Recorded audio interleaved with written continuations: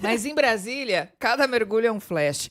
Vamos falar com a Larissa Lopes, ela traz informações sobre uma nova fase da investigação do INSS. Oi, Larissa. Oi, Débora, Nadege, a Vera, boa noite para vocês. Olha, Débora, pois é, a gente teve essa nova fase da operação Sem Descontos, que aí mira justamente esses descontos ilegais em pensões e aposentadorias do INSS. E logo depois, o presidente Lula comentou, até porque há uma suposta referência ao filho dele, conhecido como Lulinha. Então, o presidente, hoje em Café com Jornalistas, ele disse que as investigações serão conduzidas com seriedade e não vão poupar nem mesmo familiares dele se estiverem envolvidos. Embora o filho do presidente, Fábio Luiz da Silva, não seja investigado, há menções nesse relatório da Polícia Federal que estariam supostamente relacionadas à Lulinha.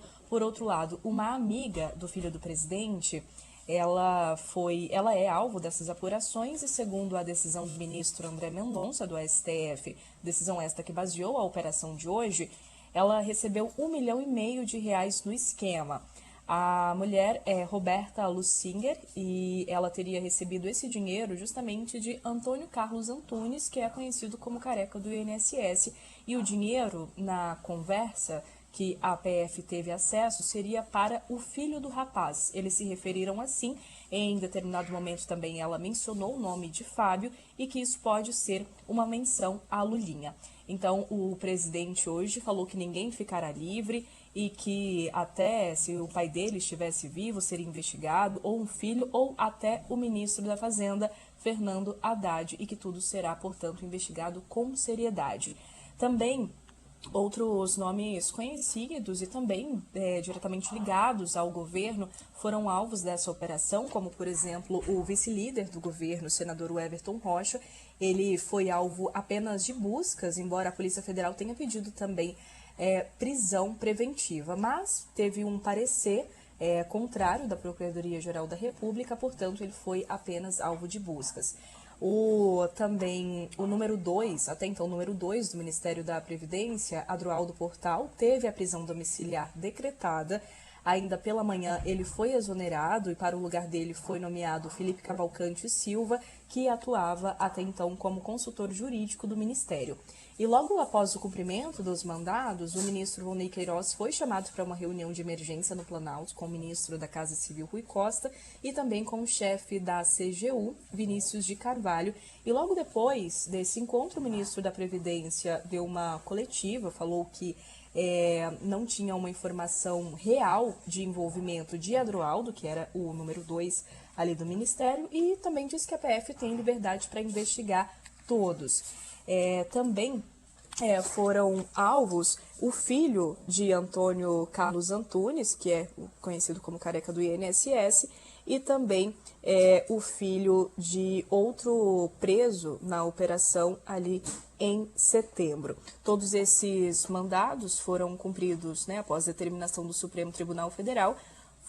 Foram, então, 52 mandados de busca e apreensão e 16 de prisão e também outras medidas cautelares aqui no Distrito Federal e em 6 estados. Débora. Obrigada, Larissa Lopes, pelas informações. Bom, nós temos aqui o número 2 do INSS, portanto, integrante do governo, um senador, o senador Everton Rocha, que era vice-líder do governo, e um dos filhos de Lula, citado nessa nova fase. De que forma isso atinge governo e família? Vera? Pois é, o presidente, a meu ver, até se antecipou, né? Porque o Lulinha, por enquanto, aparece na condição de amigo de uma das investigadas. Então, ainda não chegou, mas ele próprio acabou pondo o filho na roda ao falar que se tiver alguma coisa em relação a um filho dele que tem que ser investigado. Então, a gente não sabe se ele sabe mais alguma coisa para além do que já saiu ou se ele realmente está se antecipando para mostrar que esse governo é diferente, que não vai blindar ninguém da família. Mas é bem grave o que se tem agora, porque é isso, já se imaginava que a operação anterior tivesse estancado a sangria dos desvios do INSS, e o que se vê agora é que mesmo a troca de ministro, né, a troca de Carlos Lupe por Volney Queiroz, não afastou todo mundo que tinha algum indício de envolvimento, e agora o outro número 2 do Ministério aparece entre os investigados, inclusive com a prisão tendo sido concretizada. No caso do senador Everton Rocha, chama atenção que o ministro André Mendonça tenha dito que realmente a Polícia Federal viu fortes indícios em relação a ele, mas que ainda assim ele achou que era uma medida muito drástica a prisão e concordou com o parecer do Ministério Público, que tinha afastado a necessidade de uma preventiva no caso dele, Débora. Vera, o presidente Lula está mirando aí em recuperar a popularidade, a aprovação. Um caso como esse tem o potencial de interromper essa trajetória de melhora? Tem sim. Se a gente lembrar, quando surgiu o caso do INSS, lá no primeiro semestre, ele levou a um mergulho da aprovação do presidente, porque o PT tem um histórico de casos de corrupção que é bem complicado e que fez com que uma parcela do eleitorado, para sempre, passasse a associar o PT à corrupção. Primeiro no Mensalão, o presidente se recuperou no Mensalão, se elegeu em 2006, e aí veio o Petrolão no governo Dilma, o presidente foi preso, e mesmo que a Lava Jato tenha sido questionada e muitas das suas decisões tenham sido revertidas, essa pecha de que o PT e o Lula têm um pé ali na corrupção, permaneceu para uma boa parcela do eleitorado, que inclusive caminhou para a direita. A gente tinha antes uma polarização que era de esquerda com o PT e de centro, por assim dizer, com o PSDB. E hoje a gente tem uma polarização entre a esquerda e a direita, e uma boa causa para isso foi essa associação entre o PT e a corrupção, que colou.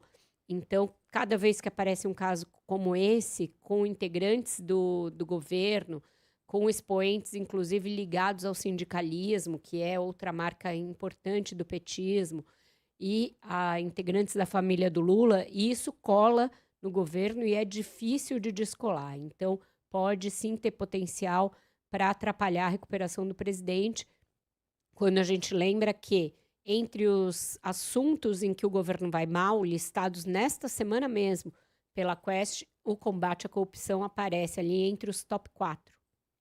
Bolsonarismo tá comemorando, né?